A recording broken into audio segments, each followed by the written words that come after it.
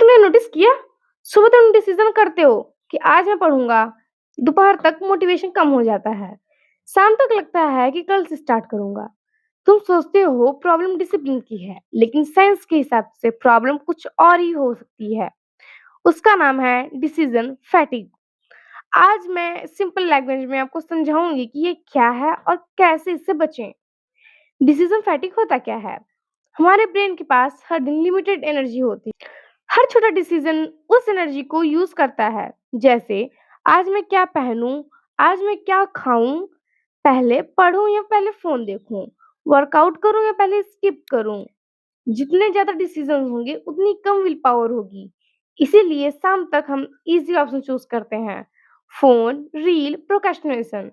For example, एक student को देखो, सुबह उसका फोकस बहुत अच्छा होता है, लेकिन दिन भर स्कूल, कोचिंग, नोटिफिकेशन, मैसेज, इन छोटे छोटे डिसीजंस ने शाम तक उसका ब्रेन को मेंटली थका दिया होता है। इसीलिए उसका पढ़ने का मन नहीं करता। प्रॉब्लम इंटेलिजेंस की नहीं है, प्रॉब्लम ब्रेन ओवरलोड की है। सोल्यूशन है, आप मुझसे क्वेश्चन करोगी ये इससे बचे कैसे? सिंपल है, अपनी लाइफ में डिसीजन कम करो। फॉर एग्जाम्पल, संडे को ही डिसाइड कर लो किस टाइम पे उठना है, कब पढ़ना है, कब वर्कआउट करना है, क्या पहनना है। रूटीन जितना फिक्स्ड होगा उतनी कम मेंटल एनर्जी वेस्ट होगी। 3 हैबिट्स को देखते हैं।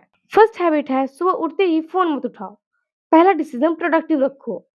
सेकंड हैबिट है, दिन में सेम स्टडी टाइम रखो, ब्रेन को आदत लग जाती है। थर्ड हैबिट है, रात को नेक्स्ट डे की टू डू लिस्ट लिख के दो। सुबह सोचना नहीं पड़ेगा, सीधा काम स्टार्ट करना होगा। सेल्फ इम्प्रूवमेंट सिर्फ हार्ड वर्क का गेम नहीं है, स्मार्ट सिस्टम का भी गेम है। जितनी कम अननेसेसरी डिसीजंस लोगे, उतनी ज्यादा एनर्जी इंपॉर्टेंट काम के लिए बचेगी। आज का चैलेंज सिंपल है। आज सोने से पहले कल के 3 इंपॉर्टेंट काम लिखो। कल उन्हें बिना ओवर थिंकिंग के कंप्लीट करो। फिर देखो तुम्हारा फोकस कैसे इम्प्रूव होता है। और अब हम एक और पॉइंट कवर करने वाले हैं, इम्पोर्टेंस बीट मोटिवेशन। अब तक हमने बात की कि ब्रेन ज्यादा डिसीजन लेने से थक जाता है, लेकिन एक और चीज है जो तुम्हारे डिसीजन को बिना तुम्हें पता चले कंट्रोल करती है, वो है तुम्हारा इन्वायरमेंट। मैं तुमसे क्वेश्चन पूछती हूँ, अगर तुम्हारे टेबल पर एक तरफ बुक रखी हो और दूसरी तरफ फोन, तुम्हारा हाथ पहले किस तरफ जाएगा? मोस्ट लोग फोन की तरफ। क्यों? क्या तुम वीक हो? नहीं, तुम्हारा इन्वायरमेंट इजी ऑप्शंस को पुश कर रहा है।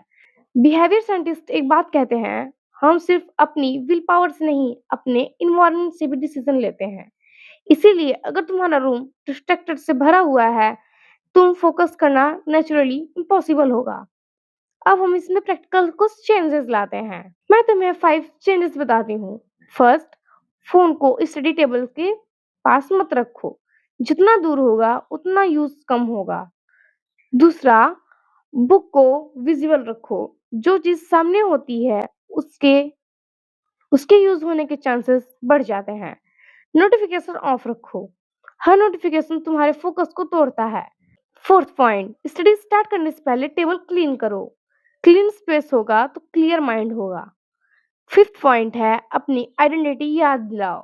टेबल पर एक पेपर चिपका दो, उस पर लिखो, मैं वो इंसान हूँ जो अपना काम कंप्लीट करता हूँ। हर बार बैठोगे ये लाइन तुम्हें याद दिलाएगी कि तुम कौन बनना चाहते हो। Final transformation. लोग सोचते हैं सक्सेसफुल लोग के पास ज्यादा मोटिवेशन होता है।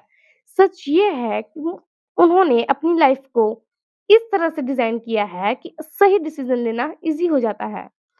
इसीलिए मोटिवेशन का वेट मत करो, अपना इन्वायरमेंट चेंज करो, फिर देखो हैबिट बनाना पहले से कितना इजी हो जाएगा।